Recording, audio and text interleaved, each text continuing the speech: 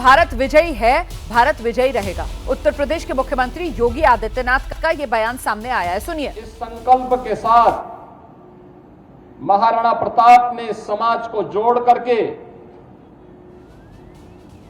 भील। तो पाकिस्तान को लेकर उत्तर प्रदेश के मुख्यमंत्री योगी आदित्यनाथ का यह बड़ा बयान सामने आया है। योगी आदित्यनाथ कह रहे हैं पाकिस्तान अब अपने वजूद को लेकर जूझेगा। भारत तो विजयी है, भारत तो विजयी रहेगा।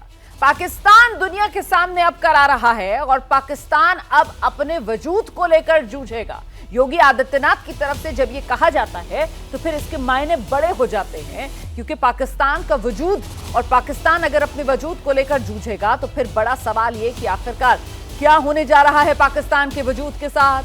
किस तरीके से पाकिस्तान खंड खंड होने जा रहा है, क्या पाकिस्तान के 4 टुकड़े होने जा रहे हैं। पाकिस्तान में खुद भीतर गृह युद्ध जैसी स्थिति बनी हुई है। एक तरफ बलूचिस्तान है और जहां पर बलोच लिबरेशन आर्मी की तरफ से बड़े दावे किए जा रहे हैं कैसे उन्होंने बलूचिस्तान के एक हिस्से को पाकिस्तानी आर्मी से छुड़ा लिया है और उस पर अब वो अपने कब्जे की बात कर रहे हैं। वहीं गिलगिट बाल्टिस्तान में लोग जो हैं वो सड़कों पर उतरे हुए हैं और उनकी तरफ से अपने दावे किए जा रहे हैं और वो पाकिस्तान की सेना और पाकिस्तान की सरकार के खिलाफ आवाज बुलंद कर रहे हैं। और पाकिस्तान में ये जो स्थिति घर के भीतर बनी हुई है और जिस तरीके से पाकिस्तान घर के बाहर भारत के हाथों मार खा रहा है, उस सब के बीच योगी आदित्यनाथ का यह बयान आ जाना कि पाकिस्तान अपने वजूद को लेकर अब जूझेगा। हमारे साथ स्टूडियो में एक और खास मेहमान इस वक्त कर्नल रिटायर्ड दानवीर सिंह मौजूद हैं। कर्नल दानवीर सिंह से जरा जानते हैं सर, जो योगी आदित्यनाथ की तरफ से कहा गया है, आप किस तरीके से इस स्टेटमेंट को रीड कर रहे हैं और क्या यहां से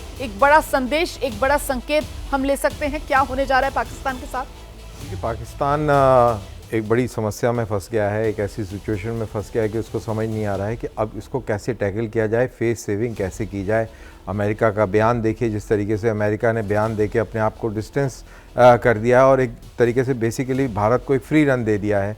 और वहीं भारत ने जितने भी पाकिस्तान की तरफ से मिसाइल्स और ड्रोन के हमले हुए हैं सारे के सारे नाकाम करे हैं और वहीं उल्टा जितने भी मिसाइल और ड्रोन्स के हमले हमने करे हैं वो सारे के सारे कामयाब हुए हैं और लोगों ने उनको देखा है, टीवी स्क्रीन्स पर देखा है।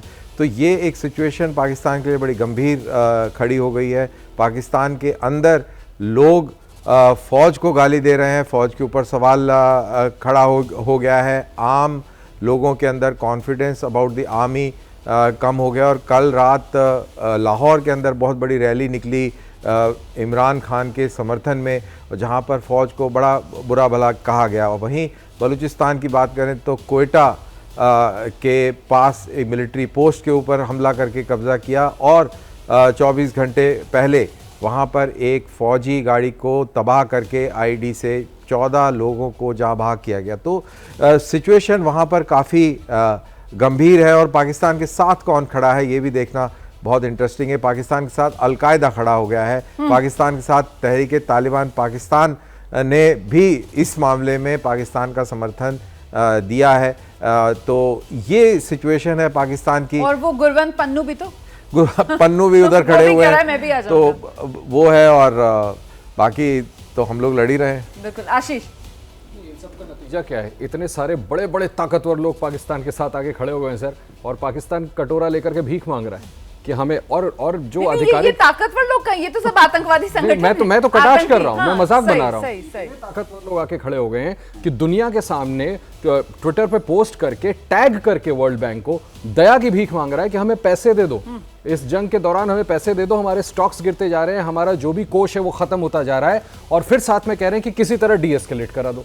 तो ये तो पूरी तरह से चरमरा चुकी है वहां की व्यवस्था। पाकिस्तान की सेना को भारतीय सेना ने, भारतीय एयरफोर्स ने ऐसा मुंह तोड़ जवाब दिया है कि पाकिस्तान की सेना अब बगले नहीं झांक पा रही है और उन्हें लग रहा है कि किसी तरह से विश्व समुदाय आए और हमें इस वॉर से बचा ले। आप बिल्कुल सही कह रहे हैं, मतलब मुंह दिखाने लायक नहीं छोड़ा है, कहीं मुंह छुपाने लायक नहीं बची है पाकिस्तान की सेना। और इसी वजह से अब पाकिस्तान की सेना को समझ में नहीं आ रहा है कि वो क्या करे। पूरी तरीके से घिर चुकी है, पूरी तरीके से पाकिस्तान की सेना के कपड़े उतर चुके हैं और ऐसे में अब पाकिस्तानी सेना बिलबिला रही है। और इसका नतीजा क्या होगा, सबसे बड़ा सवाल तो यह है ना कि पाकिस्तान का क्या होने वाला है। इसी को लेकर उत्तर प्रदेश के मुख्यमंत्री योगी आदित्यनाथ का बयान जो है वो बहुत जरूरी हो जाता है आपके लिए जानना, क्योंकि योगी आदित्यनाथ कह रहे हैं कि पाकिस्तान तो अब अपने वजूद को लेकर जूझेगा। भारत तो विजयी है, भारत विजयी रहेगा। पाकिस्तान अब दुनिया के सामने करा रहा है, पाकिस्तान अपने वजूद को लेकर अब जूझेगा। सुनिए।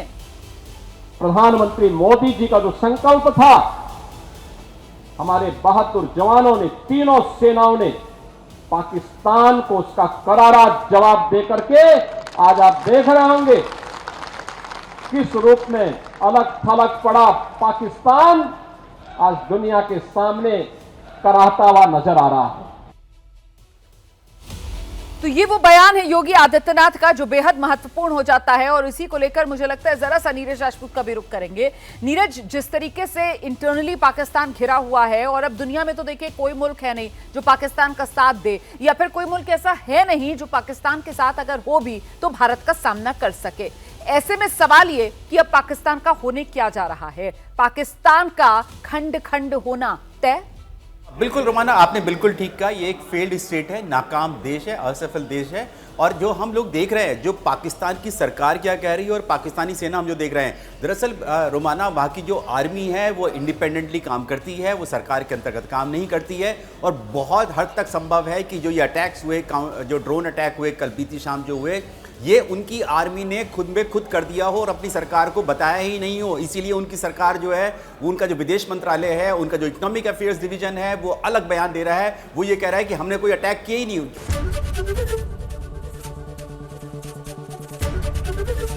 एबीपी गंगा, खबर आपकी, जुबान आपकी।